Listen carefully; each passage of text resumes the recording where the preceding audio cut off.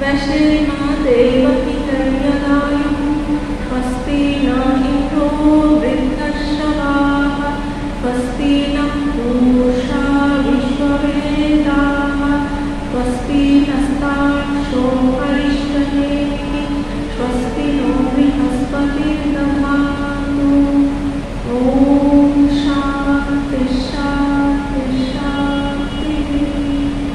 ॐ पापे मनसि प्रतिष्ठिता मनो मे वाचि प्रतिष्ठितम् आविराविर्मयेति वेदसमाणैः स्तः श्रुतं मे मा प्रमासे अनेनान्वितेनाहोरात्रा संदधामि ऋतं वदिष्यामि सत्यं वदिष्यामि तन्मामवतु तद्वक्तारमवतु अवतु माम् अवतु वक्तारम् अवतु वक्तारम्। ॐ शान्ति शान्ति शान्तिः। ॐ गणनां त्वा गणपतिं हवामहे कविं कवीनामुपमश्रवस्तमं ज्येष्ठराजं ब्रह्मणां ब्रह्मणस्पतवान् शृण्वन्नोतिभिर्सीदसादनं महागणपतये नमः। ॐ हंसहंसाय विद्महे परमहंसाय धीमहि तन्नो हंसः प्रचोदयात्। ॐ नमो हिरण्यबाहवे हिरण्यवर्णाय हिरण्यरूपाय हिरण्यपतये अम्बिकापतये उमापतये पशुपतये नमो नमः। ऋतगं सत्तं परं ब्रह्म पुरुषं कृष्णपिङ्गलम् ऊर्ध्वरेतं विरूपाक्षं विश्वरूपाय वै नमो नमः। ईशानः सर्ववेदानाम् ईश्वरः सर्वभूतानां ब्रह्माधिपति ब्रह्मणोऽधिपति ब्रह्मा शिवो मे अस्तु सदा शिवम्। ॐ असतो मा सद्गमय तमसो मा ज्योतिर्गमय मृत्योर्मामृतं गमय। यो वेदानुस्वरं प्रोक्तो वेदान्ते च प्रतिष्ठितः तस्य प्रकृतिः नास्य यः परस्वमहेश्वरः सदा शिवम्। ॐ शान्ति शान्ति शान्तिः। আপনাদের সকলের অন্তরস্থ পরমাত্মাকে অত্যন্ত ভক্তিপূর্বক অভেদভাবে নমস্কার নমস্কার নমস্কার। শুক্ল চতুর্বেদীয় বাৎসরিক সংহিতার অন্তর্গত ঈশোপনিষদ বা ঈশাবাস্য উপনিষদ আমাদের আলোচনার বিষয়। সেখানে আমাদের 9 নম্বর মন্ত্র পর্যন্ত আলোচনা সম্পন্ন হয়েছিল। আমরা জানতে পেরেছিলাম যে এই যে বিশ্ব ব্রহ্মাণ্ডে যা কিছু অনিত্য বস্তু সেইগুলো সব কিছুই পরমেশ্বরের দ্বারা আচ্ছাদিত করো, এটাই উপনিষদ আমাদের উপদেশ দিচ্ছেন। সেই জন্য ত্যাগের দ্বারা আত্মাকে পালন করতে হবে এবং কারোর ধনে আকাঙ্ক্ষা করবে না, নিজের ধনেও কিন্তু মোহগ্রস্ত হবে না। তারপরে যে এইটি সবচেয়ে উচ্চ তত্ত্বের কথা বলা হয়েছে, যেটি আত্মতত্ত্ব। আত্মতত্ত্ব যারা এখনো অতটা পালনে অভ্যস্ত নন বা অতটা পারদর্শিতা অর্জন করতে পারেনি, তাদের জন্য বলা হয়েছে যে শাস্ত্রবিহিত কর্ম করেই যদি তারা 100 বছর বেঁচে থাকতে চান তাহলে যাবজ্জীবন বাঁচবার ইচ্ছা করবেন। কারণ এই শাস্ত্রবিহিত কর্ম ছাড়া যারা মনুষ্যত্ব অভিমানী জীব, তাদের পক্ষে কিন্তু অন্য কোনো পথ নেই অশুভ কর্ম থেকে নিজেকে রক্ষা করবার জন্য। কিন্তু এটাই কিন্তু আমাদের জীবনের উদ্দেশ্য নয়। আমাদের জীবনের উদ্দেশ্য কিন্তু সেই আত্মজ্ঞান লাভ। তো সেই জন্য যদি ওই যে কর্ম করেই যাবজ্জীবন বেঁচে থাকবে এটাই জীবনের উদ্দেশ্য, এরকম যদি যে যেন মনে না করা হয়, তাই তৃতীয় মন্ত্রে বলা হয়েছে যে অসুর সম্বন্ধী লোক, যে সমস্ত লোক অসুর সম্বন্ধী লোক আছে, সেই সব লোকে যারা অজ্ঞানী তাদের গতি হয়। আর যারা আত্মাকে না জানে তারা কিন্তু আত্মঘাতী, অর্থাৎ যারা আত্মজ্ঞান বিমুখ তারা কিন্তু আত্মঘাতী, তারাই কিন্তু মৃত্যুর পর সেই সকল লোক অর্থাৎ সেই অসুর সম্বন্ধীয় লোকে গমন করে। চতুর্থ মন্ত্রে আমরা জেনেছিলাম আত্মা কীরকম।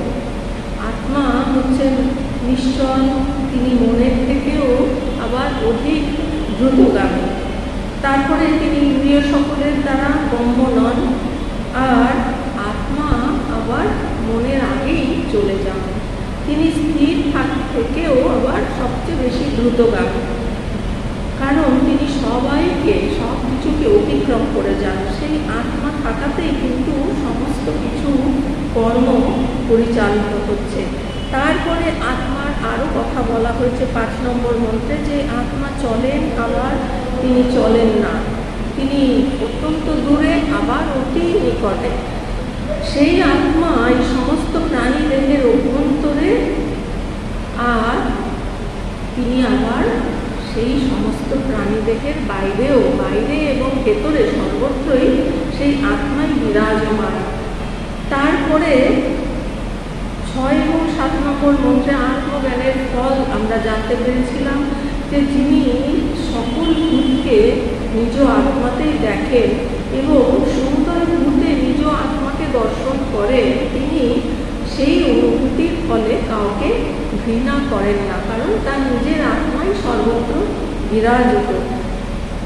7 নম্বর মন্ত্রেও আত্মজ্ঞানের ফলের কথাই বলা হয়েছে, যে যখন যে কালে যে আত্মাতে সমস্ত দেহ জ্ঞানীর আত্মাই হয়ে গেল, সমস্ত দেহ জ্ঞানীর আত্মাই হয়ে গেল, তাহলে সেই আত্মৈকদর্শী সেই জ্ঞানীর সেই কালে বা সেই আত্মাতে মোহই বাকি আর শোকই বাকি।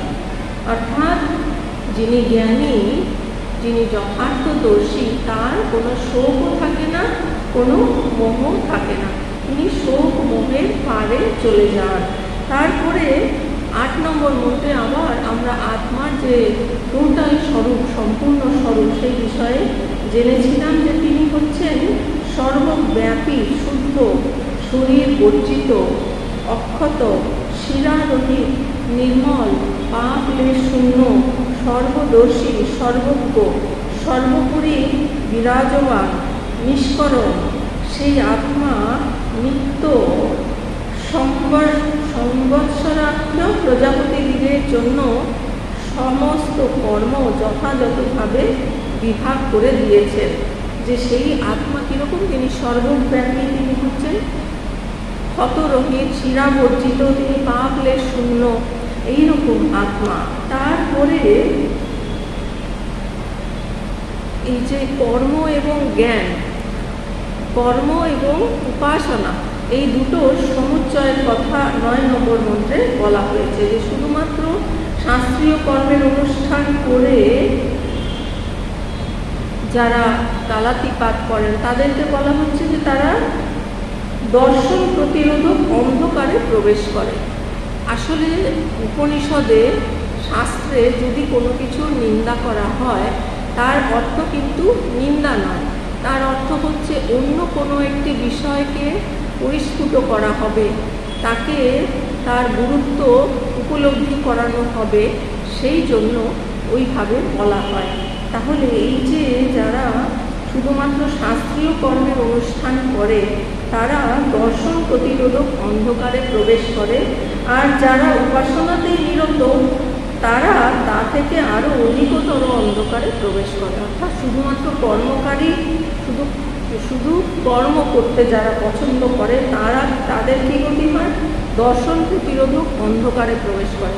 আর শুধুমাত্র যারা উপাসনাকারী, তারা কিন্তু আরও অধিকতর অন্ধকারে প্রবেশ করে। এতে কিন্তু কর্ম বা উপাসনার নিন্দার জন্য বলা হয়নি, এটা বলা হয়েছে কর্ম এবং উপাসনার সমুচ্চয়ের জন্য। এই পর্যন্ত আমাদের 9 নম্বর মন্ত্র পর্যন্ত আলোচনা হয়ে গিয়েছিল। আজকে 10 নম্বর মন্ত্রে বলছেন, অন্ন দেবা পুরবিদ্যয়া অন্নদা পুরবিদ্যয়া ইতি শুশ্রুমাধিরাণাম ইয়ে নস্তদ্বিচক্ষিরে। অন্ন দেবা পুরবিদ্যয়া অন্নদা পুরবিদ্যয়া ইতি শুশ্রুমাধিরাণাম ইয়ে নস্তদ্বিচক্ষিরে। এই যে বিদ্যয়া, অন্ন দেবা পুরবিদ্যয়া, এই যে বিদ্যয়া, বিদ্যয়া বলতে দেবতা জ্ঞান দ্বারা অন্নত, অন্নত অর্থাৎ অন্ন এব অর্থাৎ পৃথক ফলই অর্থাৎ জ্ঞানীরা আহু বলে থাকেন। আবার অবিদ্যয়া, অবিদ্যা অর্থাৎ কর্মের দ্বারা অন্ন আবার পৃথক ফল, এটাও কিন্তু সেই জ্ঞানীরাই বলে থাকেন। ইতি এই প্রকার ধীরানাম অর্থাৎ যারা ধীর বিবেকী জ্ঞানী তারা উক্তি করেন। সুষুম শুনিয়ে মানে জ্ঞানীদের কাছ থেকে আমরা শুনেছি যে যারা নহ আমাদিগের নিকট তৎ সেই উপাসনা ও কর্ম বিচক্ষিরে ব্যাখ্যা করেছেন। এই মন্ত্রেও উপাসনা এবং কর্মের কথাই বলা হচ্ছে।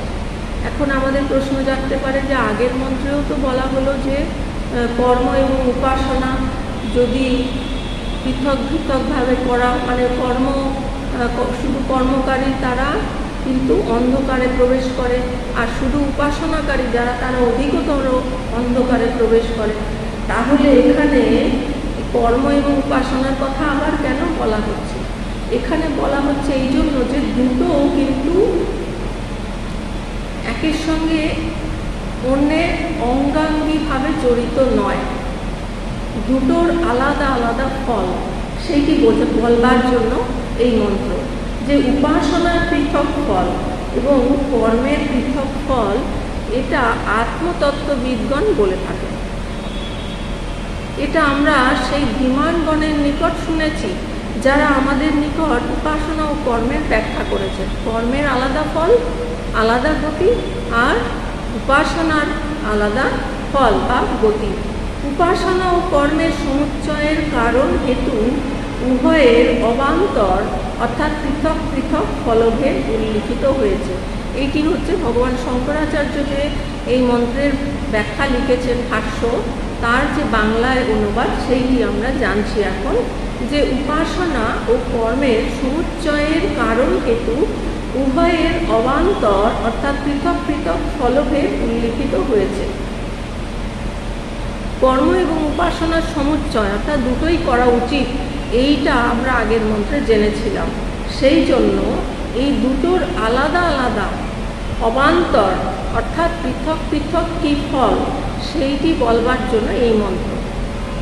নতুবা সন্নিহিত ফলযুক্ত ও ফলহীন কর্ম দ্বারা পরস্পর অঙ্গী ও অঙ্গ হওয়াতে অসঙ্গতি হবে। অর্থাৎ তাহলে কর্ম আর উপাসনা দুটো তাহলে সন্নিহিত এরকম যদি মনে হয়, তাহলে ফলযুক্ত ও ফলহীন, একটায় ফল আছে আরেকটায় ফল নেই। কর্মদ্বয় পরস্পর অঙ্গী ও অঙ্গ হওয়াতে অসঙ্গতি হবে। যদি কর্ম যদি অঙ্গ হয় তার অঙ্গী উপাসনা, এইরকম যদি মনে হয় তাহলে কিন্তু সেটা অসঙ্গতি হবে, সেটা ঠিক হবে না। দেবতা জ্ঞান অর্থাৎ উপাসনা তার দ্বারা অন্য অর্থাৎ পৃথক ফল উৎপাদিত হয়। উপাসনার দ্বারা আলাদা ফল পাওয়া যায়।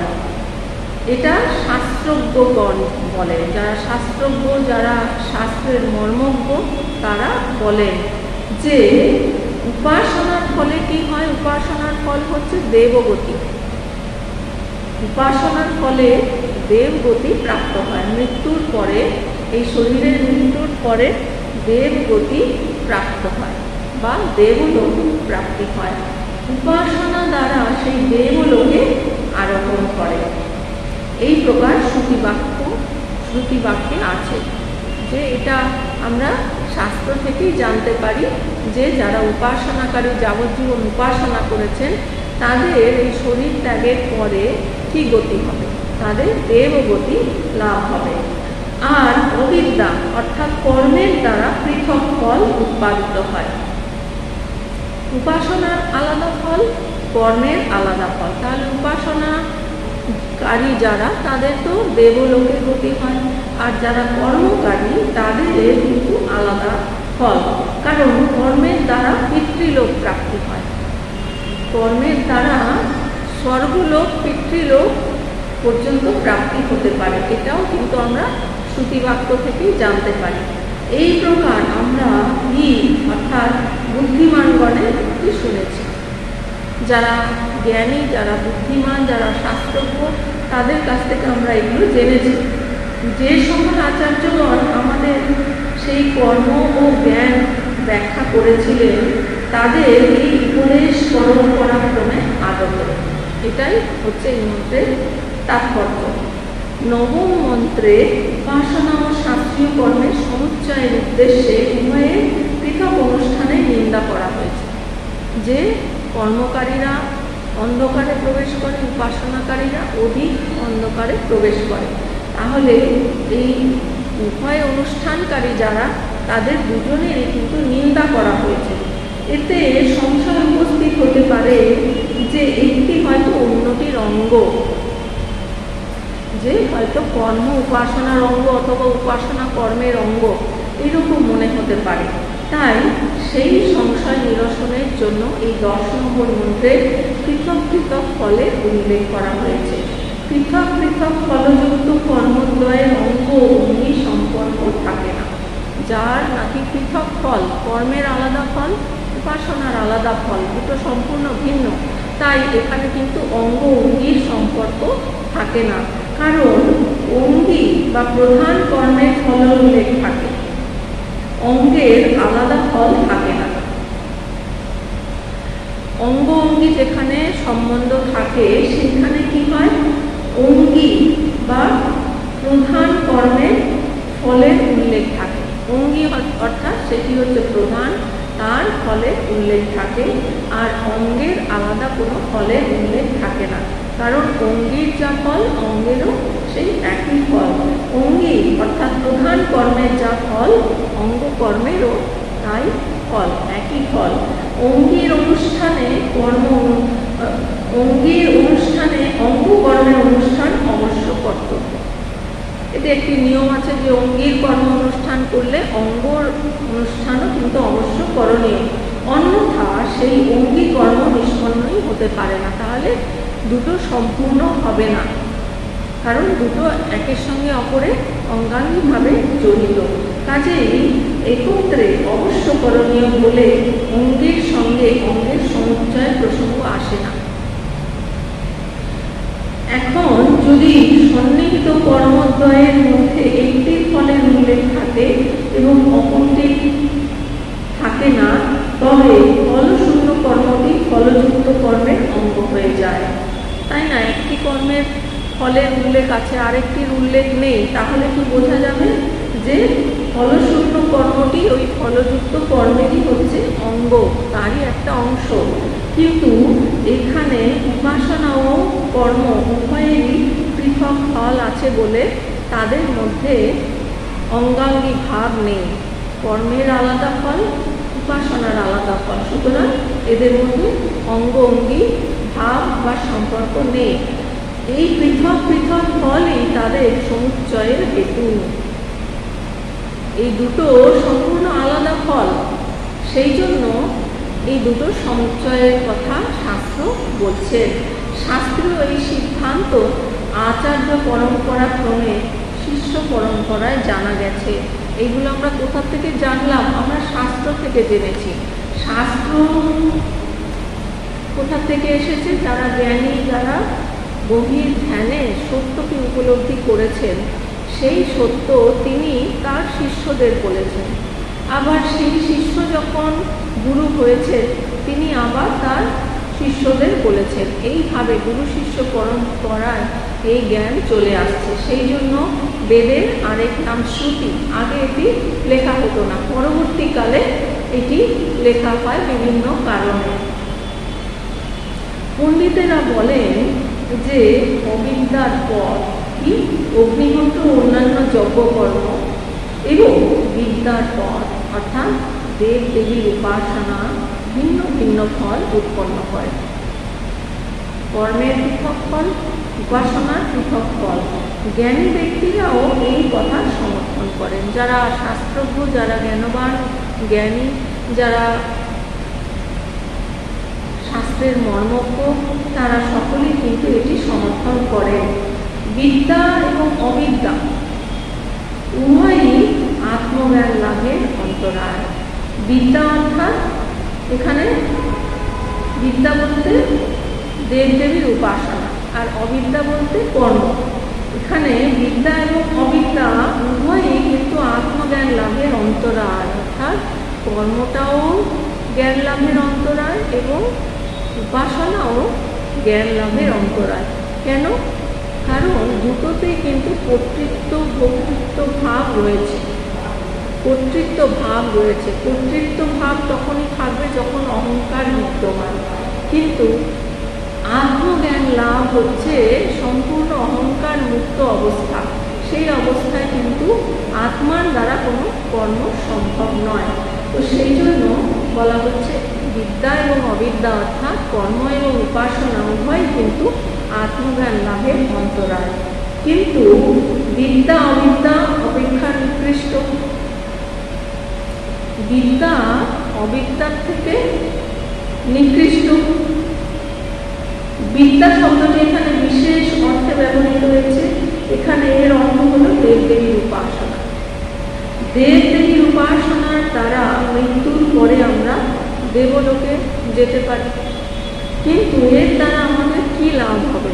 যদি আমাদের মনে প্রশ্ন আসে যে দেবদেবীর উপাসনা করে আমরা সেই লোকে অর্থাৎ সেই দেবদেবীর লোকে অর্থাৎ দেবলোকে আমাদের গতি হলো, তাতে লাভটা কি হবে? বরং দেবলোকে অবস্থানের ফলে আমাদের সময় নষ্ট হবে। কারণ সেখানে আমরা ওই সুখভোগেই কিন্তু ব্যস্ত থাকবো। আমরা কিন্তু আর ওখানে সাধন ভজন করার মতো আমাদের সুযোগ থাকবে না। তো সাধন ভজন না করা মানে কিন্তু আমাদের সময় নষ্ট।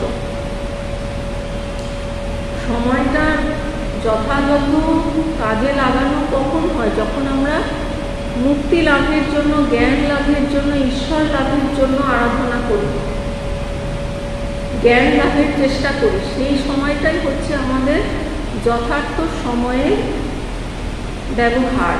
আর বাকি সব সময় কিন্তু তার অপব্যবহার, অর্থাৎ সময় নষ্ট।